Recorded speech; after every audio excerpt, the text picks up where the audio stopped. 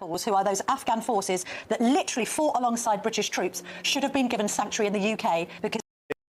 Holinrake, lovely to see you this morning. Now, you're a straight-talking man, so I'm going to ask you an extremely straight question. Which Tory or Tories should take responsibility for this Afghan data leak shambles?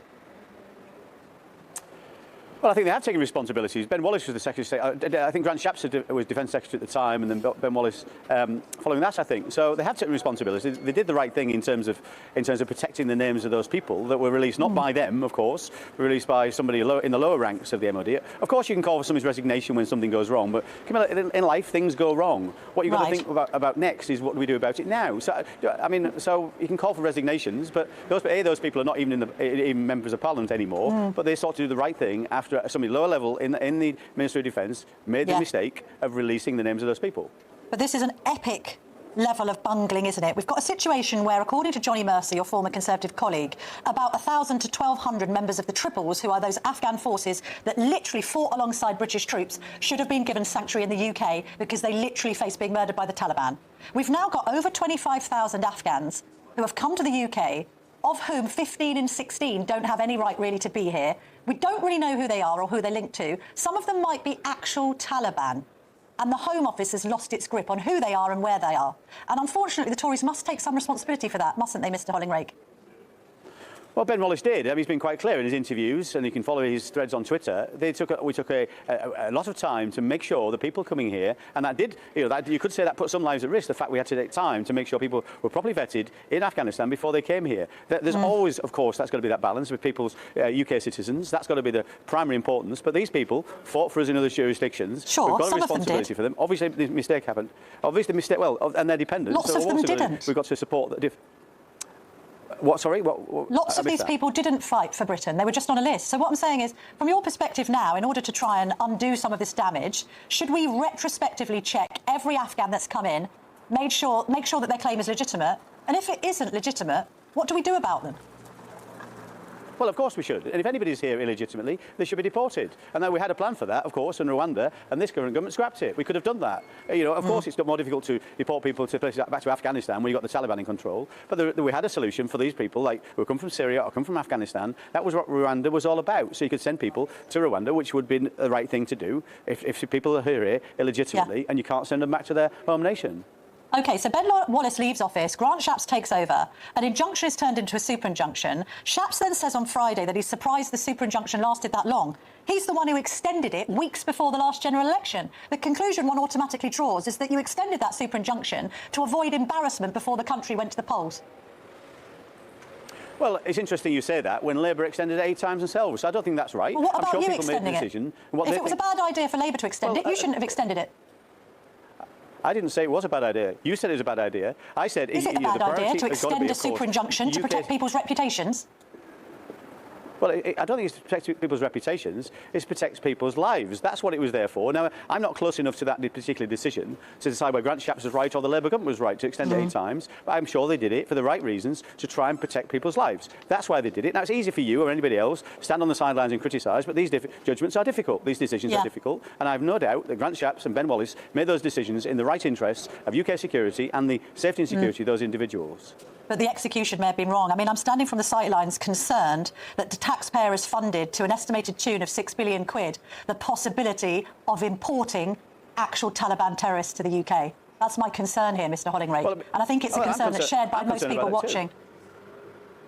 Well, I'm concerned about it too, and we're concerned about it too, which is why we put the checks and balances in place. And those things were prioritised over bringing people from Afghanistan to the UK. The £6 billion figure you quote is for the entire scheme, not just for the people that were the subject of this super injunction. But of course we're concerned about that, which is of course why we put the checks and balances in place to make sure those people were not members of the Taliban and wouldn't pose a threat. But in terms of your overall question, should we make sure these people that reside in the UK today are not a threat to the UK? Of course we should. And if they are, they should be deported. Let's move on to domestic matters. I think you're somehow involved in the working group that's looking at this definition of Islamophobia. Is that right, Mr Holinrake? It definitely is not. I'm somebody who's very critical of the working group. The working group is made up of somebody... Yes, I've raised concerns many times about it.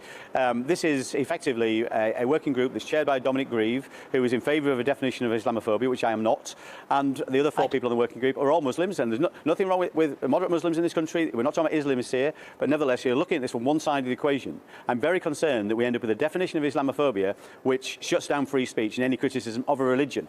That should never happen. Of course, we should protect individuals of the Muslim faith. The law currently does that. Various different laws do that in this country. What I do not want to see is a situation in this country where you cannot criticise a religion.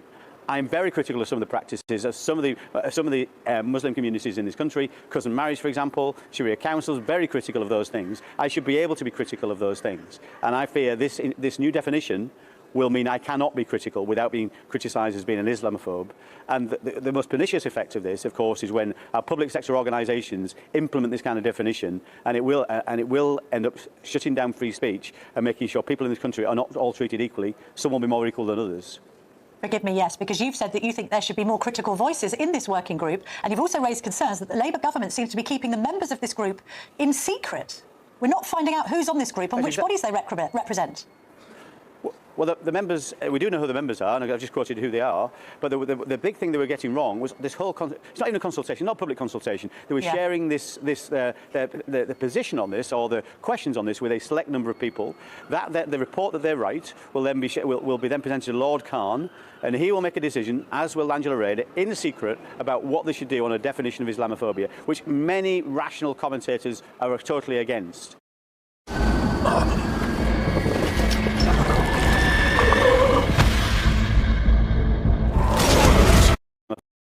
We are writing to every single Labour MP, Member of Parliament, to say, raise this with your government. They should not be doing this. We want to make sure this doesn't happen, because the implications for our country and for freedom of speech are profound.